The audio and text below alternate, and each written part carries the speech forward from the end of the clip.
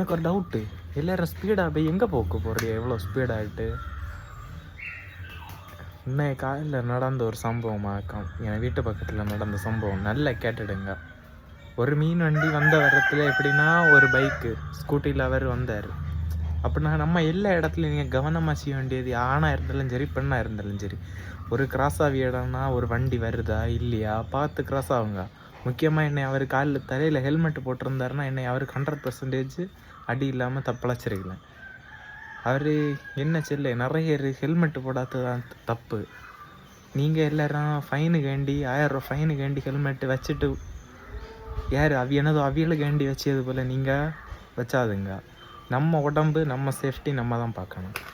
ஏன்னா இன்னைக்கு ஒரு ஆள் விழுந்து கிடந்தா கூட யாரும் தூக்க கூட வரையலை. அப்படி இருக்க நிலைமை மக்களுக்கு நிலைமையா. அதனால் எல்லோரும் ஹெல்மெட்டு போட்டுட்டு சேஃபாக ட்ரைவ் பண்ணுங்கள்.